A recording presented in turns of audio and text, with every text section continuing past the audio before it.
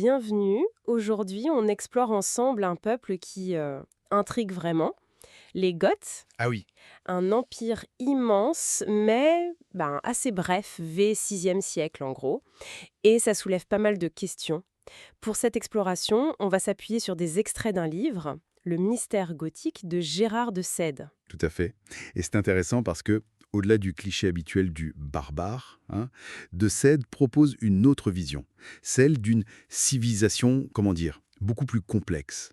Notre but ici, c'est d'effleurer quelques pistes qu'il lance, notamment ce lien assez surprenant qu'il fait entre ce peuple disparu et l'art médiéval qu'on appelle gothique. D'accord. C'est une lecture, disons, qui sort un peu des clous de l'histoire académique, classique, il faut le dire. Alors, justement, commençons par la base. Qui étaient vraiment ces Goths? Vous parliez d'un peuple météore, c'est l'expression de De Sède, je crois. C'est ça. Un empire qui allait de la Baltique à la mer Noire.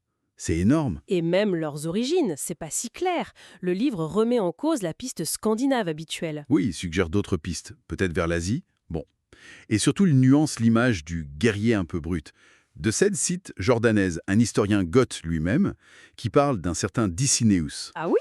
Et ce Dicinéus aurait enseigné la philo, la logique, l'astronomie aux Goths. Et ça, dès le 2e ou 1er siècle avant notre ère. Incroyable! Donc loin du cliché. Même leur nom, Gutins, pourrait être lié à leur dieu Woutan, associé à la sagesse, aux runes, et même au mot dieu, Goth. Qui est troublante. Et ça nous amène à la question clé du livre. Pourquoi cet art majeur en Europe, du XIIe au XVIe siècle, porte le nom de gothique? Exactement. L'hypothèse de Sède, elle est audacieuse, non? Il dit que c'est ni un hasard, ni péjoratif. C'est ça. Il insiste sur le contraste. On dit vandale pour la destruction, mais gothique. Ça évoque une construction admirable, une technique. C'est vrai? Donc lui suggère une connexion plus directe, une influence qui aurait pu passer discrètement. Il pense aux runes, leur écriture, ou peut-être à des traditions ésotériques transmises. Hmm. Pour lui, l'art gothique, ce serait pas juste un style. Ça pourrait cacher un message lié aux Goths eux-mêmes. Bon, c'est sa thèse. Explorons un peu cette piste des runes alors. Les Goths utilisaient ça, c'est sûr. Une écriture ancienne, un peu magique, liée à Woutan. Oui. De Sède s'appuie sur quoi? Ah oui, le collier du trésor de Pétroisa. C'est ça, 4e siècle. Avec une inscription. Wigutani Halag, Exact. qu'il interprète comme sacré du temple des Goths. C'est une preuve matérielle en quelque sorte. Et même leur conversion à l'arianisme au 4e siècle. Une forme de christianisme à l'époque. Oui, influente, mais ensuite jugée hérétique. Selon De Sède, ça n'a pas tout effacé de leur passé païen. Prenez l'alphabet créé par Wulfila pour traduire la Bible. C'est un mélange de runes, de grec, de latin. D'accord. De Sède y voit une sorte de synthèse. Pas pour effacer, mais peut-être pour transposer les savoirs anciens.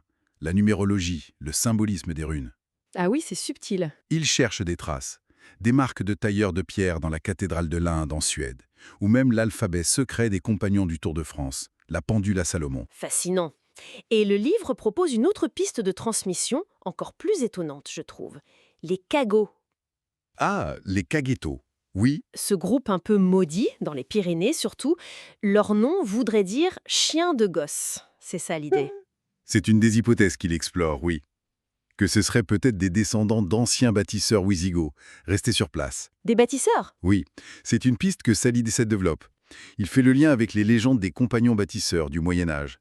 Ces légendes parlent parfois du temple de Salomon, dont le fameux trésor a été possédé un temps par les Wisigoths. D'accord, je vois le lien possible. Et leur langage secret, la langue des oiseaux.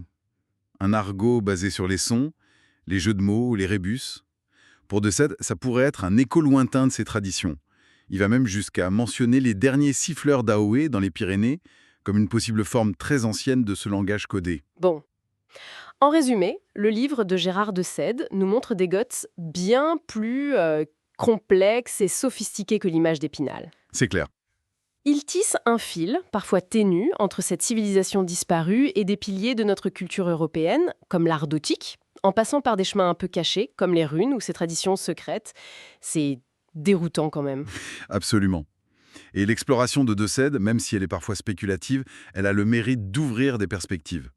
Sur la façon dont des savoirs, des traditions peuvent survivre, se transmettre de manière souterraine en quelque sorte. Et ça nous laisse avec une question finalement. Combien d'autres éléments de notre culture, des symboles, des récits qu'on croit bien connaître, pourraient en réalité cacher des sens oubliés, transmis à travers les âges par des voix aussi discrètes et aussi inattendues? C'est une pensée assez vertigineuse,